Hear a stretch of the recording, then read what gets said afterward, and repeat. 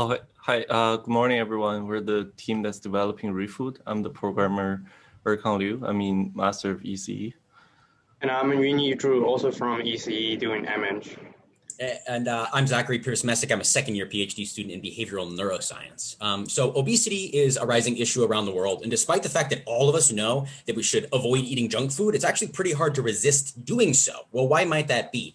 One thing is that eating is probably really related to habits. And habits are these automatically triggered behaviors. They're really hard to modify. They're hard to even notice in the first place. Let's take Billy, for example. Billy here has been told by his physician that he should lose about 10 pounds to be healthier, avoid risk of disease. He knows he shouldn't eat fast food, but whenever he sees the golden arches, he just can't resist. So I'm going to tell Billy here about our app ReFood, which can help people resist junk foods. Hey, Billy, have you ever heard of the go, no-go task? No, what's that? Well, it's an exercise that psychologists use to measure response inhibition, like how well people refrain from going towards junk food. Okay, I wouldn't be good at that. Why?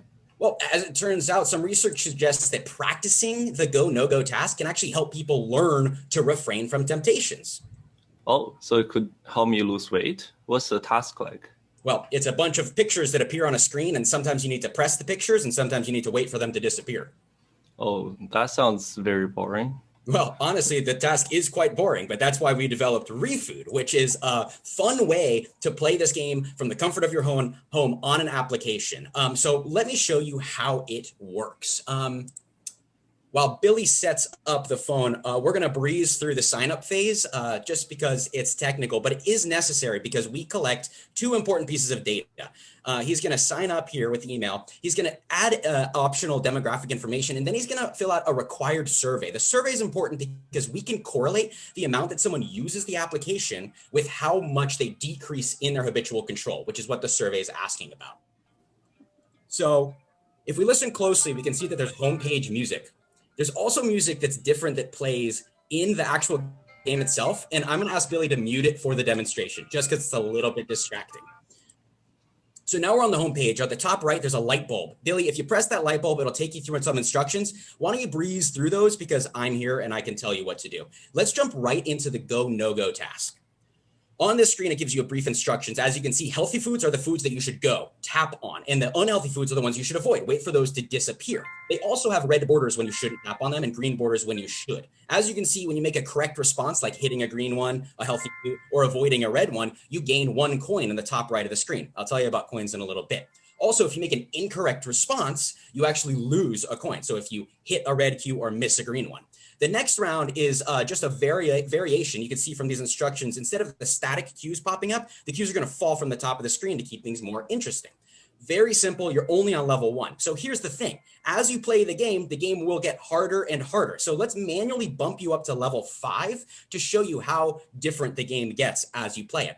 New cues are added, such as the bell. You have to actually shake the phone in order to get the points. The reason we add these cues is so that you have to pay more attention and actually have better learning outcomes from the game. You also might notice that the cues are popping up a little quicker, and we had to shake the phone there. And these black and white cues are making it so that you have to pay different visual attention. The time in between each cue is actually more variable now, and it's all faster. So the game becomes more challenging, and again, you have to focus more on it. Next round's the same thing. Cues are moving now in different directions, and this maybe makes it more obvious that it is indeed moving quite a bit faster. It's actually quite difficult.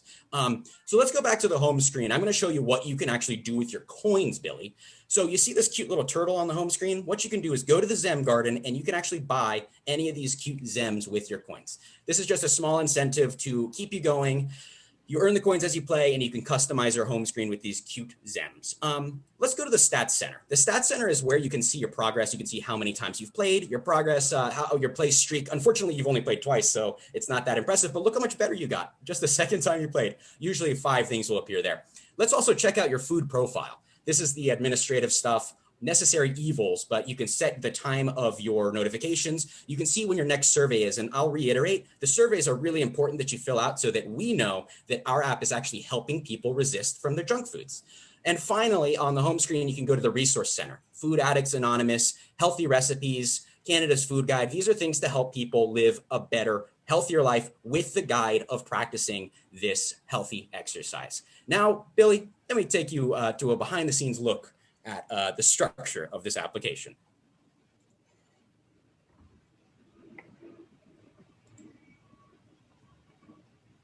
So here is the block diagram of our software structure.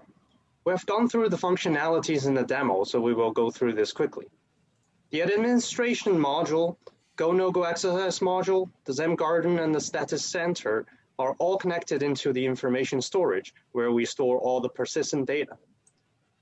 And we also want to showcase our database schema here, storing exercise history, number of coins earned, the byte exams, and also administration info into Firebase Firestore. To give a bit more details about the Go No-Go exercise, in the exercise we feature 5 levels of increasing difficulties, and in each new level we add some new variations to keep the exercise engaging. Level 1 has the very basic settings, and in round 2 the cues fall linearly. From level 2 and on, the cues will instead accelerate when they fall. In level 3 and 5 we introduce new distracting cues like coin cues, bomb cues, and bell cues. From level 4 and on, the special cues will move horizontally, so the user will need to expect it from different directions. If we had more time to develop ReFood, here are some things we would add in the future. We could diversify the Zen Garden to hatch SAMs instead of buying them. We can add even more levels and difficulty options. Maybe eventually the colored borders would completely go away. We could make more music options to keep users engaged and spice up the experience. We can also add inter-user connection to show off your progress to your friends. If we could restart again from the beginning, here's what we would do differently. It took us a long time to realize that turning the Go No-Go exercise into a fun game was going to be the core feature of our app. Thus, we should have spent more time figuring out the levels, progress, and ways to make it fun from the very start. If we had, we may have been able to make the game more dynamic by adding different backgrounds and different rounds beyond the static and falling ones we currently have. We learned about agile project management, where we had to communicate with each other as a team and collectively create deadlines and goals for ourselves. And the spiral module was also new for every one of us. And then as programmers learned about the Go No-Go exercise in the field of psychology, and we all learned about how to communicate outside of our own fields, introducing specific terminologies and concepts like the different parameters and data in the Go No-Go exercise. So thank you for your attention. We'll invite any questions.